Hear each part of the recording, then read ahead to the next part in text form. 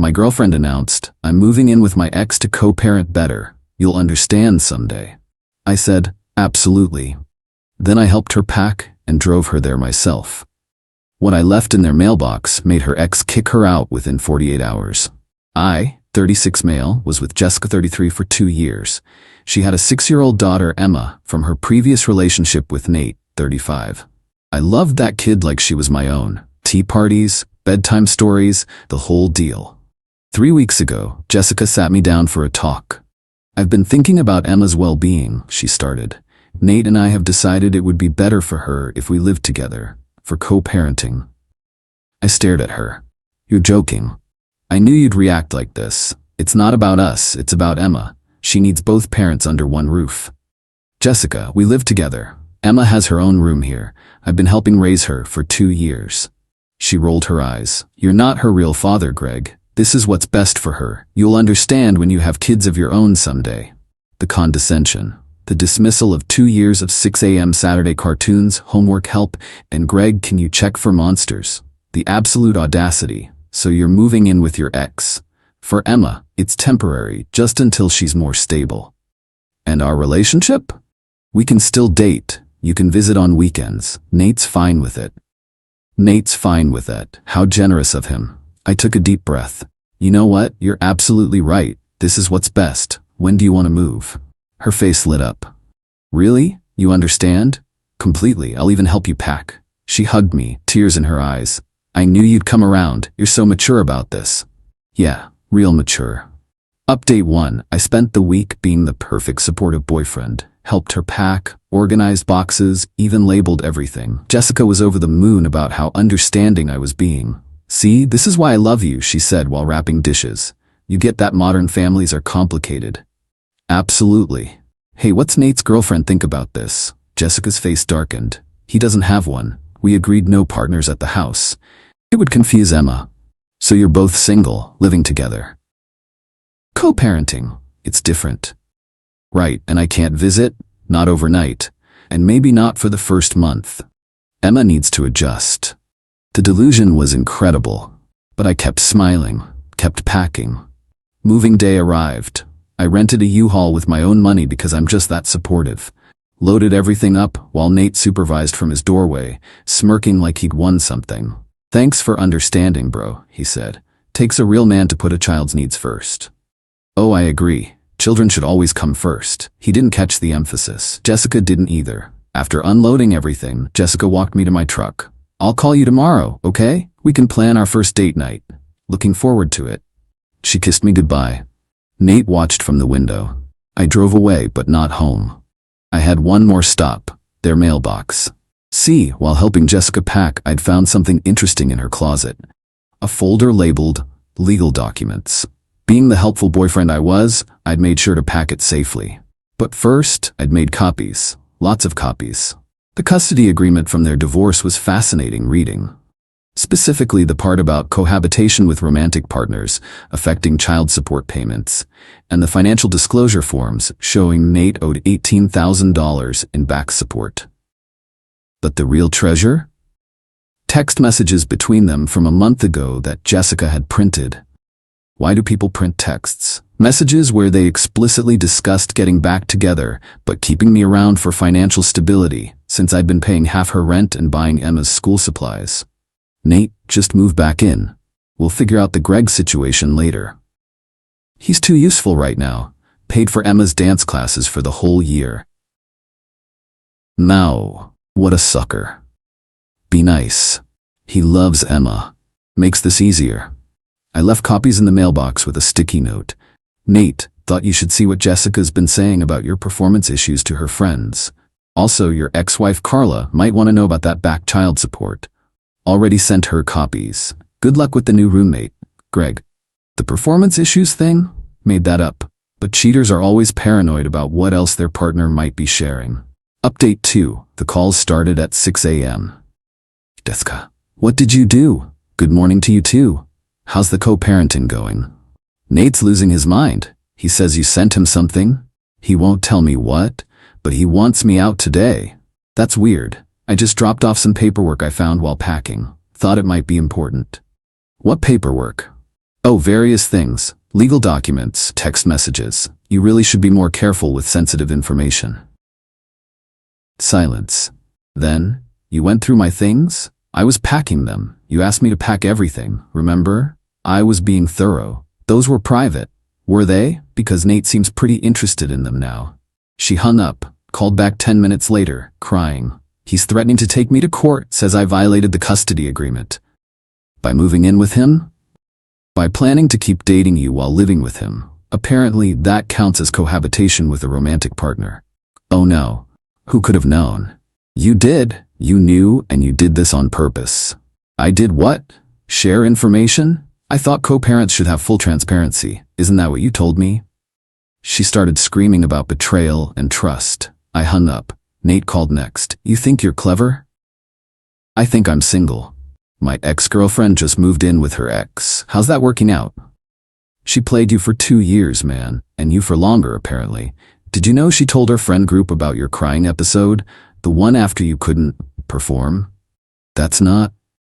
She said she never told anyone. Check the screenshots I left. Page 3. There was no page 3. But paranoia is powerful. I'm kicking her out. That's between you two co-parents. I'm just a guy who helped his ex move. Have a great day. But the real explosion came from Carla, Nate's ex-wife. She'd received my package with documentation of his back child support and screenshots of him bragging to Jessica about hiding income. She called me that afternoon. Is this real? Every word. Check the metadata on the screenshots if you want. $18,000. That bastard told me he was broke. Apparently not too broke to rent a nice 3-bedroom house for Jessica to move into. Oh, he's done. My lawyer's going to destroy him. Sorry you're dealing with this. Don't be sorry. You're a hero. That money is for my kids' college funds.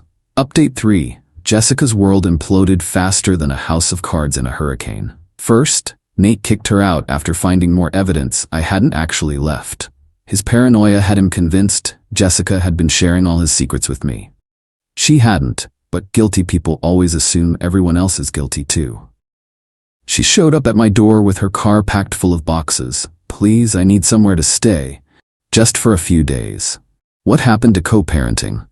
He's being ridiculous. He thinks I told you about his private issues. Did you? No, I mean maybe mentioned 1 or 2 things but nothing serious. Sounds like a trust issue between co-parents. Not my problem. Greg, please, I have Emma with me. That hit hard. I loved that kid, but I stood firm. You have parents, you have friends, you made your choice. I chose what was best for Emma. No, you chose to use me as a wallet while planning to get back with your ex. I saw the text, Jessica. Her face went white. Those were taken out of context. He's too useful right now, needs context. I didn't mean it like that. How about, what a sucker? What context makes that better? She started ugly crying. Emma was watching from the car, and I felt terrible for the kid. But enabling Jessica wouldn't help Emma in the long run. There's a motel 2 miles down the road. They have weekly rates. You're really gonna do this to Emma?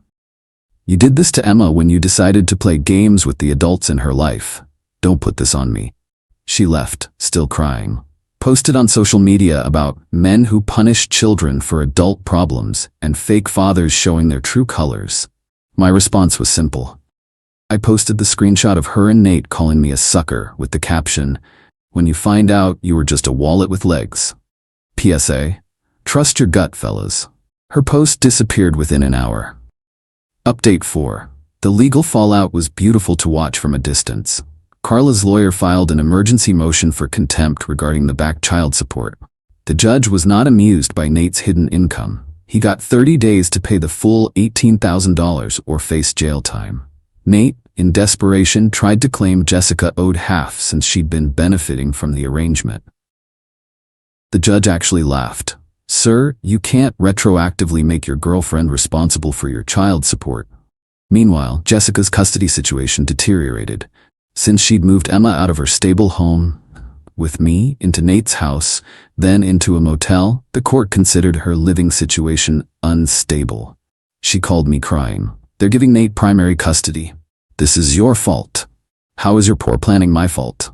If you hadn't left those papers, if you hadn't tried to play everyone, none of this would have happened. I was trying to do what was best for Emma. No, you were trying to have your cake and eat it too. Now you're choking on it. But the most satisfying moment came from an unexpected source. Emma's school counselor reached out to me. Mr. Gregg, Emma's been asking for you. She's allowed to write letters if you're comfortable receiving them. My heart broke, of course. I'd love to hear from her. The first letter arrived yesterday. Dear Gregg, Mom says you don't love us anymore, but I don't believe her. Do you still remember our secret handshake? I miss our pancake Saturdays. Love, Emma. I wrote back immediately, careful to keep it appropriate and copy her counselor.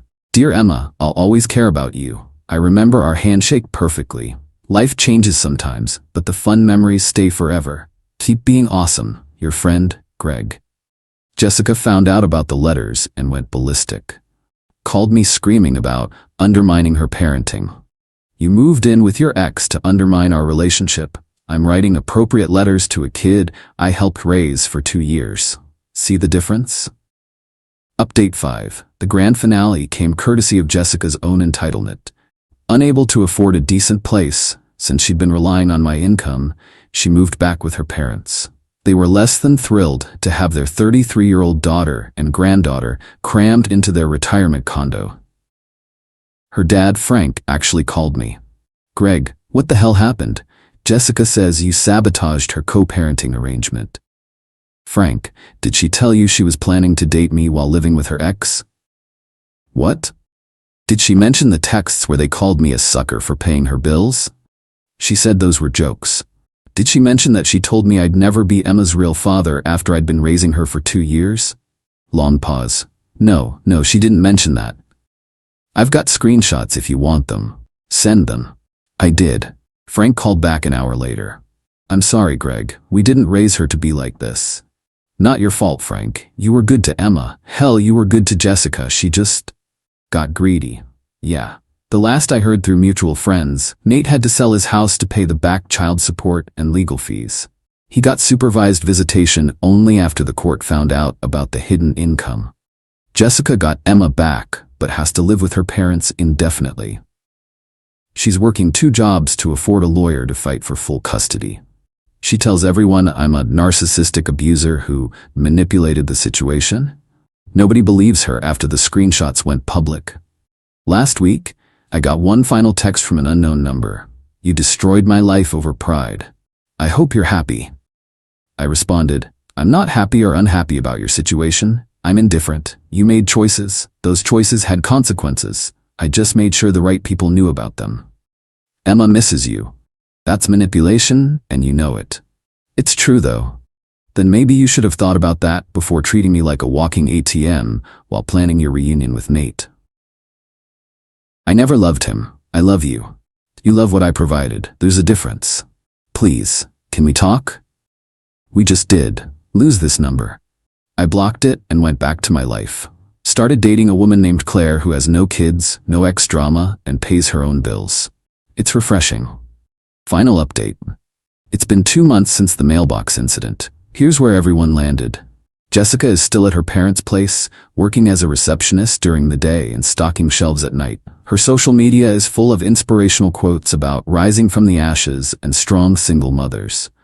The comments are mostly empty platitudes from other bitter people. Nate is living in a studio apartment, wages garnished for child support. His ex-wife Carla sent me a thank you card with a Starbucks gift card and a photo of her kids at Disney World with the note, "The back support paid for this. Thank you for having more integrity than their father." Emma? That still hurts. The counselor says she's doing okay but misses the stability. I've kept all her letters and wrote back when allowed, always appropriate, always copied to the counselor. Jessica tried to stop it, but the court said maintaining positive relationships was in Emma's best interest. Some of my friends said I went too far. You didn't have to nuclear option it, they said. But here's the thing. I didn't create the nuclear option. Jessica did when she decided to move in with her ex while keeping me as a backup plan. Nate did when he hid income from his kids. I just made sure the truth came out. Was I petty? Absolutely. Was I wrong? I don't think so. Jessica wanted to have it all. The ex, the boyfriend, the financial support, the emotional backup plan. She gambled on me being too nice to do anything about it. She lost. The funniest part? About a month ago, Nate tried to reach out to Bro Bond over being played by the same woman. She used us both, man. We should get a beer and compare notes. Nate, you called me a sucker. You were actively planning to use me with her. We're not bras. We're not anything. You both got exactly what you deserved. Come on, water under the bridge you both set on fire? Pass. He called me various names and hung up. Looking back, the red flags were there. The way Jessica always compared me to Nate. The way she'd text him constantly about Emma stuff that didn't require immediate responses. The way she'd light up when he picked Emma up, then complain about him the second he left. I was useful. That's all. But hey, at least I helped Emma with her multiplication tables. Taught her to ride a bike without training wheels. Made her laugh with my terrible dad jokes. Those memories are real, even if Jessica's feelings weren't. To everyone asking if I regret it? No.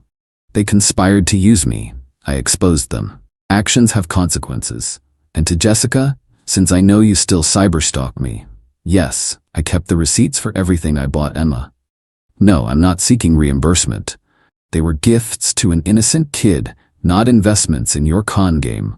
But next time you tell someone they're not a real parent, remember that real parents don't use their kids as manipulation tools.